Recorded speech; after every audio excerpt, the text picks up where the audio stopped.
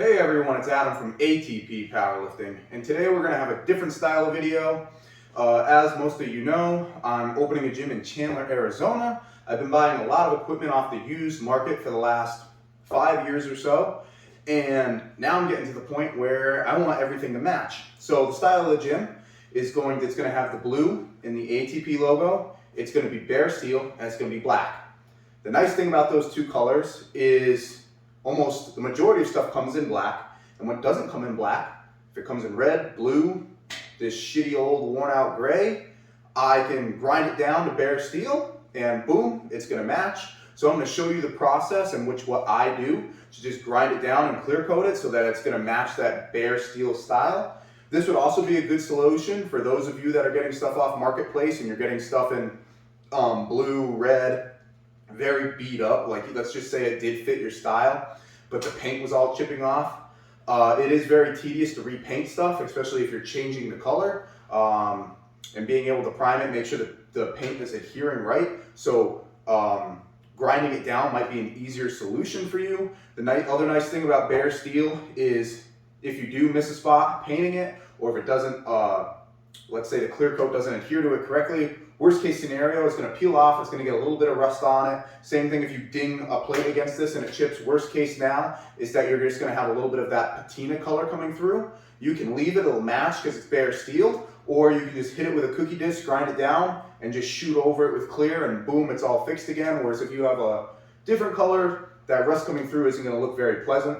So a bare steel is a good solution for those of you in that situation. So I'm going to just walk you through my process. It's easy. A lot of it's just elbow grease, grinders, and time.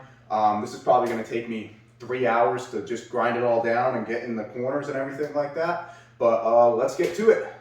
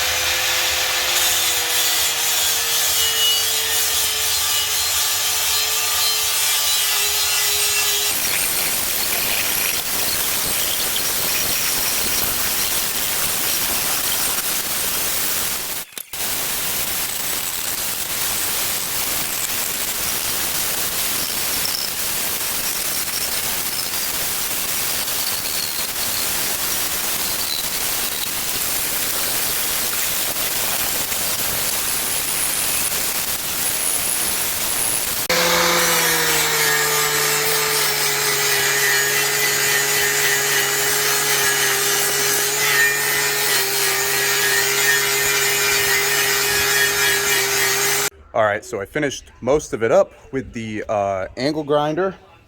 So just for what I'm just using an electric angle grinder, and then I have a gator blade on it. This is working out really well. It really cuts down on the time. It goes a lot faster, but I can't get in corners or anything like this.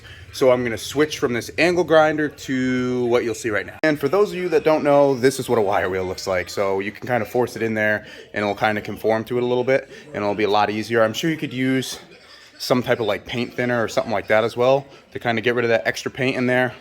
I don't want to risk it kind of changing the look of the bare steel, so I'm just going to go with this. Again, this is just a lot of elbow grease, and I'm going to finish it up, and then I'll get back to you when I'm clearing it. And all right, here's the finished product. All grinded down. Like I said, I used an angle grinder, a cookie disc, and a wire wheel. This is a lot of elbow grease. Probably took me at least 3 hours to do this. Not counting, I cleared it, and with clear coat, you can't really see where you're spraying, so you have to make sure you're kind of have a system of where you're laying out and the direction you're going in. I did 3 different coats on it, and then I ended up ordering these new style Cybex, if I said that right, stickers, whereas they had the older style stickers on it before. So it just kind of finishes it off. It makes it look a lot more professional. I love how it came out. So I'll do a quick little spin. So really happy with that. As you can see, here's another example. I did the bumper plate rack. That was a lot harder because I had to go around the different little metal posts and stuff like that and get in the deeper corners. So what I'm going to do next is I've already finished that one. I have another one of these weight trees I got to do. I'm probably going to end up doing this adjustable bench as well. I'm going to do this Flex Fitness utility bench I'm going to grind down. I'm going to grind down this Cybex bench. Probably going to change the pad on it as well for the gym. And then lastly, I'm going to grind down this Samson dumbbell rack, just the white part. I'm going to grind down to bare steel, clear it, and the same thing. And then I'll be all done, hopefully. So, let me turn. Whoa, I did not like the way that looked.